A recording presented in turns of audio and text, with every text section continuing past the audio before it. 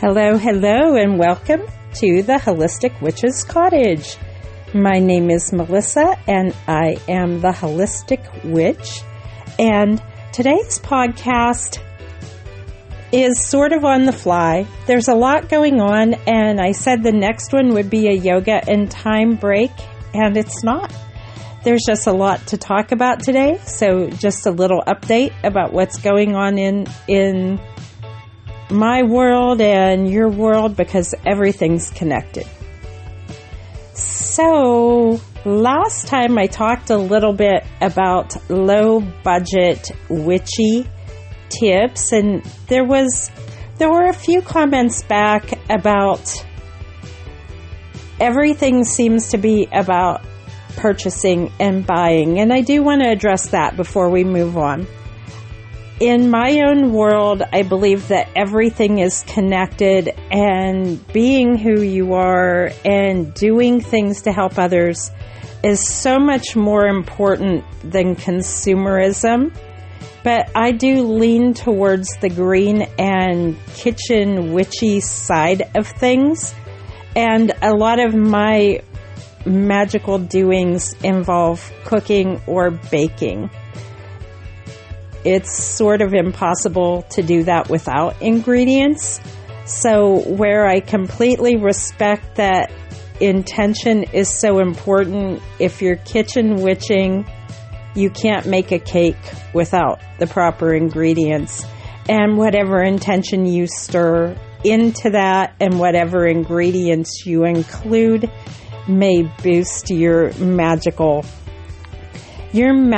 offerings from the kitchen. So I'll leave it at that. But yes, I absolutely agree. You do not have to purchase things to do magic.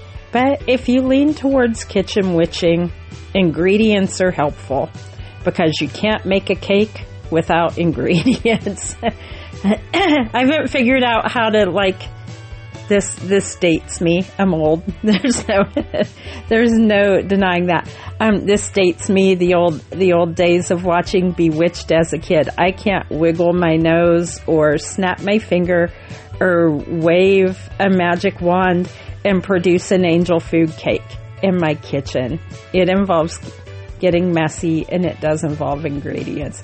But if you have the ability to do that, please share and teach me how, because I would love to be able to do that. Okay, so let's move on. So, update of the week, we had some warmer weather and just starting to clean up the gardens now, and deciding what's going to stay and what's going to get moved on or propagated or disposed of. For next year, we did have our first snippet of frost, which means winter is not so far away in my part of the world. But the flowers are still blooming. I have new butterfly bushes starting, so now I understand why people say that can be an invasive plant. So if you work with butterfly bush and it's not native to your area, just be careful with that. Also, borage. This was my first year working with borage, which is native to my area, and it's an edible plant. So if you wanted to do an edible pollinator garden, borage is a nice choice, but it got much larger. Almost everything at the cottage grows about a foot higher than the seed packet says it would. I don't know if that's magic or just my green thumb or our environment here, or a combo of those. But the borage got very high. What I thought was really cool about borage was I was expecting these star-shaped blue blossoms, petals, that are edible. They recommend them on salads or to crystallize them in sugar. You can put them on cake. They're very pretty. But as the season goes on and the more they are pollinated, they change colors. So we have blue and pink and now a very bright lavender on the plants that are still growing. And so I have started eating them. And if you just eat them without adding sugar or sweetening them in some way, they taste very much like cucumber. So they're very good on salads. This is a prolific plant. From one seed, my plants bush out, so they're about 2 to 3 feet high, but they're spreading out 3 to 5 feet. And you can eat the blossoms and the leaves. You can eat them in salad as well. So, if you want to play with one that was extremely easy to grow and gets very large and is extremely prolific, borage might be something you might want to try next year. I'm a little afraid of what it's going to look like in the spring. I know what the sprouts look like now, so if I have an abundance of sprouts, I guess I'll just have to recheck and make sure that they're edible, and we'll be eating borage sprouts all spring. I love when I can just walk outside and grab lunch, though. It's so much nicer than going to Walmart. So that's what's happening in the garden. I guess last time I talked about our trip to the County Grange Fair. Now, one of our other favorite places to go in the fall is one of our favorite farmers markets, which is a little more than an hour away from here. A perk to going there is they always set up like these photo op opportunities where they set up displays all over the farmers market. Some of the market is indoors, some of it is outdoors. And that's usually one of my favorite things to do during the year. I'm not sure if something happened at the building. I didn't research it to see. But there were roofing trucks there, and it seemed like maybe there had been something happen. Maybe they had a leak, and that caused some damage. But in the large greenhouse where they do the huge Halloween photo op display, there was an odd smell yesterday. Kiddo had a really hard time with it, and I had a hard time as well. So we didn't get to spend as much time posing with inflatable dinosaurs and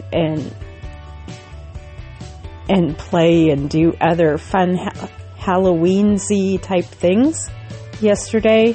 But we did have a nice time in the market, and I posted some pictures. So hubby bought a blue pumpkin, a huge jack-o'-lantern pumpkin, a cheese pumpkin, which is light yellow with a very tender flesh, almost like a delicata flesh that we love to stuff, usually with vegetables and rice or quinoa, sometimes meat, although I lean more towards the vegetarian side. And I got just a small pie pumpkin. So we'll decide what's going outside and what will be used for decoration and what will end up in the oven. Maybe all of it will end up in the oven. Plus, our garden was prolific this year. I had close to 25 butternut squash. So I think winter squash will be a main staple this year at the cottage. Which is cool because pumpkins are another gratitude correspondence, and a lot of things that we grow correspond with prosperity and abundance. So it's always nice to have those things in your life. So we wandered around the farmers market. We were planning to go to another little fall festival that's held behind a Christian coffee shop. We actually really love this coffee shop because it's an old converted car repair garage. So it's really cool. It's coffee shops usually have the coolest ideas and designs, and this one does as well. I lean towards the Christian Witch side of things, so no problem going in a Christian coffee shop. This one is neat. And they have something behind their coffee shop now. They just call it the backyard. So they've set up all these little, like 8 by 10, 10 by 12 sheds that have little individual self-serve stores and self-serve market. And they had a vendor fair yesterday too.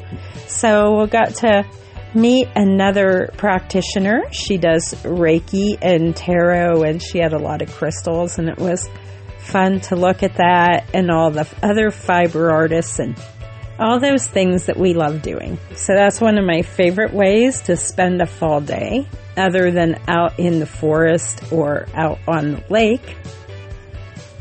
And then we came home, and I had prepared it was like a 2-day process to prepare all the vegetables to make a huge white bean cannellini cream soup.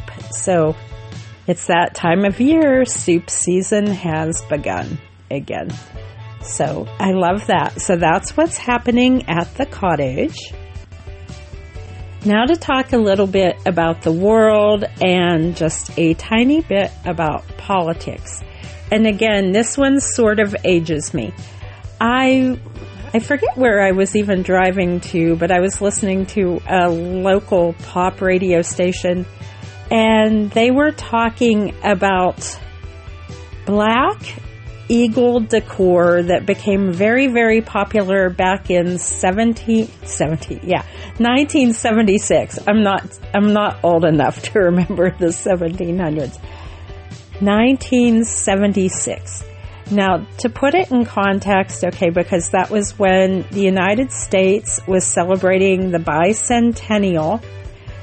I was very young at the time, and we had a huge parade in our town. And if you go on my town's local, like, you might have lived here if you remember, kind of Facebook page, there is a picture that floats around from time to time of this big float of these ladies dressed up in colonial costumes.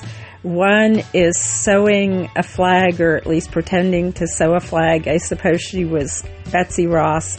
And there's this little girl in this pink calico dress with petticoats, and the thing weighed more than I did. Back then, I was tossing candy to the crowd. So that's sort of a fun memory, and it sounds like our town might redo that parade. I will not be wearing petticoats this time. I probably won't even be invited. But one thing that came with 1976 was this black eagle decor. A lot of people had them mounted on their porches or on their houses. My family didn't have one. Our house didn't have nice siding. This may happen in other parts of the country too, I'm not sure. But back in the day, like the same asphalt shingles that people used on roofs, that's what we had on our walls as well. And it was hard to hang nice decor on our asphalt shingled house. But a lot of people did have these cool black eagles. Well, the black eagles are making a reappearance. If you look on Amazon, Etsy, or Wayfair, or any of your favorite consumer-based sites, you can find these black eagles are coming back for the 250th anniversary for 2026. So I listened to this radio show talk about these things, and it got me thinking, and we had a conversation in the car yesterday about if we want one of these. Now, in my area, people are protesting them. We're going to go into politics a little bit. Just excuse me for that. They're protesting the eagles because the eagles are black. The original eagles from 1776 were painted black because you normally saw them like on white houses, and they showed up because they were on white walls. Well, so this whole woke is broke thing, so there have been protests in my area about they want these eagles changed to white and not black because the black eagles are woke, which I think is just ridiculous and silly. But so we've decided if we find one, because I'm not buying a new one, but if we happen to find a cheap one at Goodwill or a thrift store, I'm going to paint it hematite to match our hematite trim on the house. So that can keep all the negativity away. So if you're interested in hanging one of those eagles in the wall, I encourage you to follow our lead and have a hematite eagle or a rainbow eagle or a glitter eagle or a disco eagle or a black eagle or a white eagle or a Martian eagle. You hang whatever kind of eagle you want to hang on your house and hang it proudly and just be proud of whoever you are. So let's move on from that. I am involved in a project concerning the local stream that runs through my town. I am not great at meetings and the politics of things. I am more of a get your hands get dirty, get your boots muddy kind of worker. I like established projects where I can go out and just work my butt off, clean up the earth. We do a lot of greening projects. We do a lot of pollinator projects, just trying to make the world a nicer place. Hang on, my headset's slipping, so you may hear that. Okay. But I don't enjoy the politics of it. I may have made a bit of an ass of myself this week concerning this project because I'm just so into the science and environment and holistic aspect of environmental projects that sometimes like the money end of it doesn't interest me. I know and I realize that the people who work on the money end of these projects, you are so very important to the team. But I'm usually not part of that team. I'm usually on the worker bee part of the team, or I'm the one out there in the woods graphing and charting and researching to provide data to those people who do work with the grants and the funding and the meetings and going to the big events where all the major players are. I never wanted to be a major player. I just wanted to make things healthy and safe.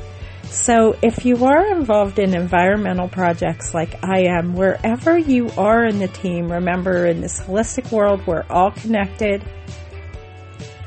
Whatever you're doing is important. If the people on top are being unkind to you, make sure you stand up and let them know that you're important too.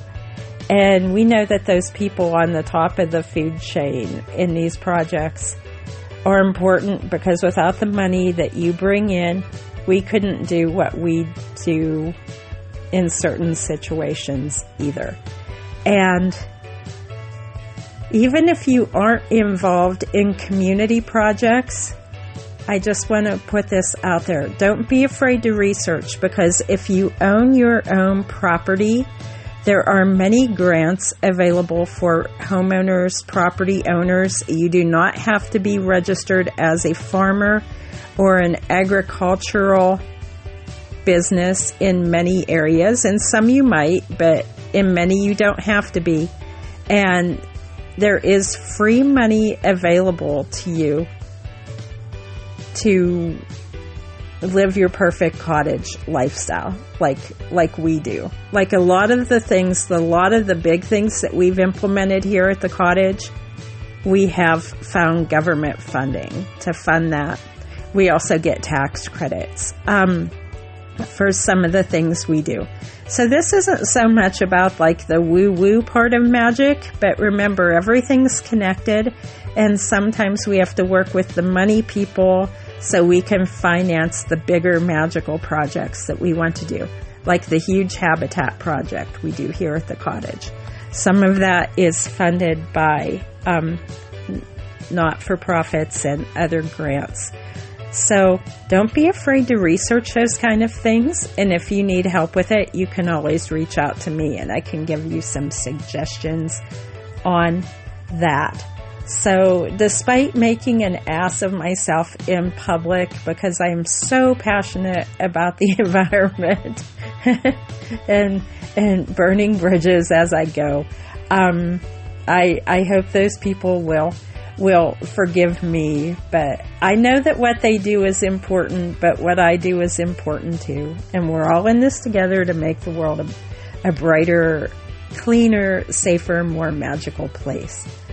Otherwise, crocheting more pumpkins, doing more with the fiber art. And tonight, if you're listening today, today is Sunday the October 5th, where I'm at. If you're on the other side of the world, it may have moved on. But tonight at 6 o'clock p.m. Eastern Time in the United States, I am offering a free Blessing of Pets service on Facebook Live. I do this every year. When I was much younger, many of the churches did pet blessings on the church lawns or at a central place in the community. And I know some places still do this, but I haven't seen one in years. So for about the last 10 years, I've been offering this service online. Some years I get many participants, and this year it was a bit slower. But I give people the opportunity to message me or comment with their pets' names. I am a certified Reiki healer, so I also offer Reiki for the pets. And so just from this podcast today, it's early here. I'm not sure when it'll actually get posted, because that's not instant. So wherever you are, in honor of Saint Francis, who is and was the patron saint of animals, I offer healing and send blessings to your pets, your fur babies, your feather babies, your fish, your reptiles, your farm animals, your wild animals that live on your properties, the birds and fish, and whatever else they may be. Sending blessings to the pets, the wildlife, and to the humans who take care of them. And I think that sounds like a nice place to end this podcast. I think the next one will really be a yoga and time break. I don't think there's anything else up on the calendar yet. So wherever you are, whatever you're doing, everything is connected. You are powerful. You matter. Your magic matters. And until next time, many blessings on your journey. And bye-bye.